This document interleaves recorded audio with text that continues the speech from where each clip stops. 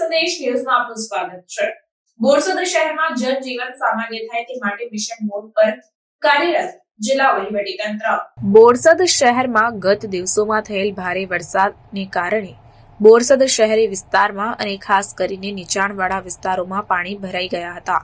જિલ્લા કલેક્ટર પ્રવીણ ચૌધરી અને જિલ્લા વિકાસ અધિકારી મિલિંદ બાપના દ્વારા બોરસદ શહેરમાં અને ખાસ કરીને નીચાણવાળા વિસ્તારમાંથી પાણી નીકળી જાય તેવી વ્યવસ્થા તાકીદે કરવા માટે પ્રાંત અધિકારી બોરસદને સૂચના આપવામાં આવી હતી।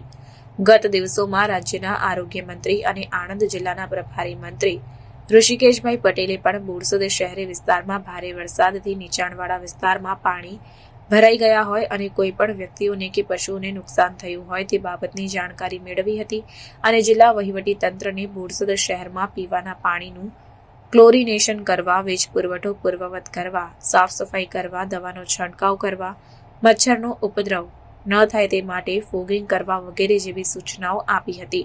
આ સંદર્ભે પ્રાંત અધિકારી બોરસદ અમિત પટેલ દ્વારા નગરપાલિકા બોરસદની ટીમને અને આરોગ્યની ટીમ સાથે રાખીને સમગ્ર બોરસદ શહેરી વિસ્તારની સાફ સફાઈ હાથ ધરવામાં આવી અને મિલેથિયોન પાવડર પણ છંટકાવ કરવામાં આવ્યો।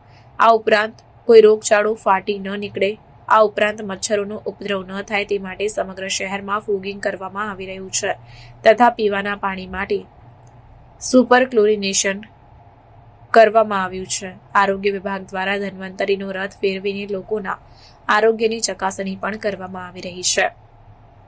આ ઉપરાંત પ્રાંત અધિકારીના જણાવ્યા મુજબ શહેરી વિસ્તારમાં કોઈ પણ નુકસાન થયું હશે તો નુકસાનીના સર્વે માટેની કામગીરી પણ શહેરી વિસ્તારમાં મામલતદાર અને ગ્રામ્ય વિસ્તારમાં તાલુકા વિકાસ અધિકારી દ્વારા હાથ ધરવામાં આવી છે તેમ જણાવ્યું। વધુમાં તેમણે ઉમેરતા જણાવ્યું હતું કે બોરસદ શહેરી વિસ્તારમાં વીજળીનો પુરવઠો યોગ્ય ચકાસણી બાદ પૂર્વવત કરવામાં આવ્યું હોવાનું પણ પ્રાંત અધિકારી અમિત પટેલે જણાવ્યું। આમ બોરસદ શહેરમાં જિલ્લા વહીવટી તંત્ર દ્વારા જનજીવન સામાન્ય થાય તે માટે મિશન મોડ પર કાર્યરત બન્યું છે। પ્રાર્થના સંદેશ ન્યૂઝની તમામ લેટેસ્ટ અપડેટ્સ માટે ચેનલને હમણાં જ લાઇક, શેર અને સબસ્ક્રાઇબ કરો।